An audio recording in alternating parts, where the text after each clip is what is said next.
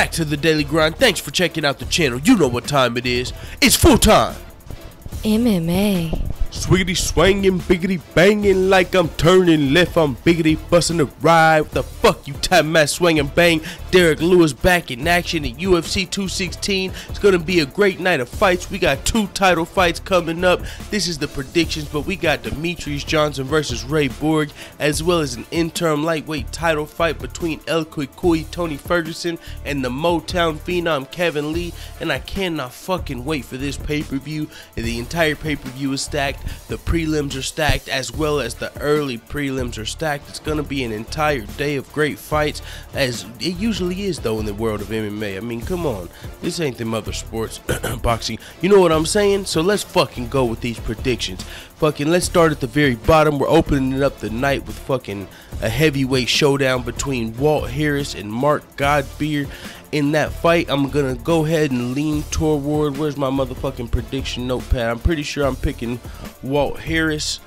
Yeah, let's see. Okay, yep, I'm picking Walt Harris in that fight. Walt Harris's UFC record is 3-4 in the UFC. He's 10-5 overall. Walt Harris is 3-1 in his last 4 fights. All 3 of those wins were KOs, and his only loss in those last 4 fights was a split decision loss. So he's on a pretty good streak. Early on in his UFC career, it was looking bad, but now he's turned it around and he's looking really good. He's 3-1 in his last 4 with some finishes. He's going against Mark Godbeer, who's 12-3 overall, 1-1 in the UFC, so a little less UFC experience. And he's got a submission loss to Justin Ledet and a decision win over Daniel Splits. We've just seen both of those heavyweights fighting last night. So Mark Godbeer's got 2 fights in the UFC. Walt Harris has 7 fights in the UFC, and Walt Harris is streaking, so I'm leaning toward Walt Harris. In the next fight of the night of the pay-per-view, we've got Beneil Dariush versus Evan Dunham. Beneil Dariush is ranked number 12 lightweight, and Evan Dunham is ranked number 14. Beneil Dariush is 14-3 overall, 8-3 in the UFC. And they have him as the type of fighter he fights with intelligence, speed, and his Brazilian Jiu-Jitsu. He's 7-2 in his last 9 fights. He's coming off of a knockout loss at the knee of Edson Barboza. I was going to say at the hands, but I guess at the knees of Edson Barboza. But he was winning that fight before he got knocked out. And he's experienced in the UFC with big wins over Michael Johnson, James Vick, Magomedov, Jim Miller, Cruikshank, Tony Martin. He's fighting against Evan Dunham. First, whenever I was doing the research, I was looking up Beneil Dariush's all of his shit first. I was like, oh, I'm probably gonna pick Beneil Dariush, man. He was winning this fight versus Barboza, but then when I did the research on Evan Dunham, I was like, hey, I think I gotta go with Evan Dunham here. Let's do the knowledge on Evan Dunham. He's 17-6 overall, 11-6 in the UFC. He's got good Brazilian Jiu-Jitsu, striking, and heart, so he's well-rounded overall. He's on a 4-fight winning streak with wins over Rick Glenn, Joe Lauzon, Ross Pearson. His last loss was to Edson Barboza, just like his opponent Beneil Dariush, and it was also a knockout. Before that, he lost to Donald Cerrone and Rafael Dos Anjos. So he's lost to some tough guys. But hey, that's what happens when you're fighting the best in the world. But other than that, he's on a 4-fight winning streak, and hey, I'm looking at him to continue that winning streak. He's the underdog here. I don't know by how much, but I am picking Evan Dunham to get the job done versus Beneil Dariush. Next, we've got Paige VanZant versus Jessica Eye. Both of these ladies moving to a new division. Paige VanZant moving up 10 pounds to 125, and Jessica Eye moving down 10 pounds to 125. Paige VanZant was ranked number 10 in her strawweight division. She's moving up now to a new division. She's had trouble cutting weight at 115 pounds. You can look at her history of cutting weight, and so that can be attributed to her only 2 losses in the UFC. Some would say, she's coming off of a loss to the karate hottie Michelle Watterson, and other than that, her only other loss in the UFC is to Rose Namajunas. She's 7-3 overall, 4-2 in the UFC, so she's got a winning record in the UFC, and now she's moving up to a new division. And if she can look good at this division, hey, the sky's the limit. There's going to be a brand new champion here. Maybe she can get rushed to the throne before the real killers move into the division, like Joanna Jędrzejczyk and Claudia Gadelha and Valentina Shevchenko. So Paige VanZant's looking to beat Jessica Eye, and maybe get a, shot at that inaugural 125-pound title. I mean, it's not going to be the inaugural, but, maybe she gets first dibs. So I'm picking Paige VanZant to get this W here because Jessica Eilish, do the knowledge on her, man. She's on a 4-fight losing streak. She's moving down to a new division. She's got losses to Besh Correia, Sarah McMahon, Juliana Pena, Miesha Tate, who are all formidable opponents, but she is on a 4-fight losing streak. She's 11-6 overall, 1-5-1 in the UFC. So her being on a 4-fight losing streak, she is going down to a new division, and she should be the bigger girl in this matchup since she's coming from 135 and Paige VanZant's going up from 115. But I don't know how she's going to look in this fight at her new weight, how the weight cut's going to affect her or whatnot. Maybe that's her natural weight. I'm just going to go ahead and go with Paige VanZant here to get the win. But anyone could win that fight. I haven't seen no one's seen either of these girls at this weight class, so we don't know how they're going to look here, but I'm picking Paige VanZant. Next, we've got my fucking heartbreak pick. Damn it. Fabricio Verdum versus Derek Lewis. Swing and bang. Fuck you, Time Matt. That's my fucking dude. One of the most active heavyweights in the UFC. Man, Derek Lewis, do the knowledge on Derek Lewis. He's 6-1 in his last 7 fights. His loss was his last fight, which was to Mark Hunt. He fought 4 times in 2016, wanted time off, but he still fought 3 times in 2017. This will be his 3rd fight in 2017. He had a little bit of time off, but he usually knocks out his opponents, man. At first I was thinking Fabricio Verdum had a lot more UFC experience than Derek Lewis, but that's actually not the case.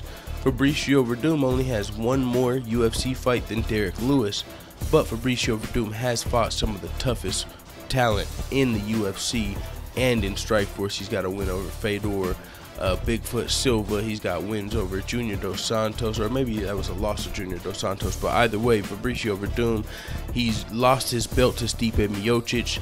Then he got a win over Travis Brown. He just came off of a #1 contenders fight with Alistair Overeem, which was a majority decision for Alistair Overeem. But if you look at the tail of the tape and if you watch the fight, you might have scored that fight for Fabricio. So he could be on a 2-fight winning streak since losing his title.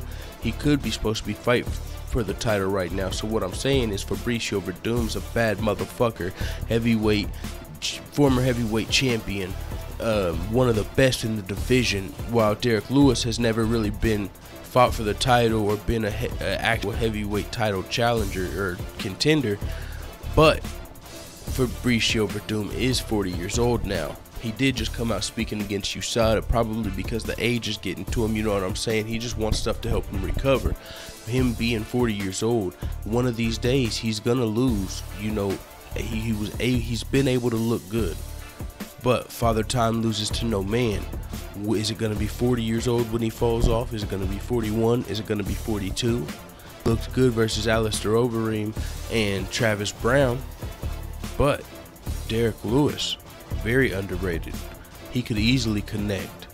Derek Lewis is a lot more experienced than you would think. Derek Lewis is 18-5 overall, 9-3 in the UFC. He's 8 years younger than Fabricio Verdum. Fabricio Verdum's 21-7-1, and he's 9-4 in the UFC. Like I said, he lost his title to Stipe Miocic. Other than that, man, he could be coming off of 2 wins, depending on how he scored the Alistair Overeem fight. Very experienced, fought some of the best heavyweights in the world. Man, this one, I don't like picking against Derek Lewis. He's one of my favorite fighters, but I got to. Last time I picked him versus Mark Hunt, and it was the wrong pick. I picked with my heart, not my head. So this time I'm going to pick the winner with my head, and it's going to break my heart if Derek Lewis loses. But he could actually win this fight. Even it's a win-win for me, because if Derek Lewis wins, I'm happy, and if he loses, I got my prediction right. So fucking swing and bang, that's that fight.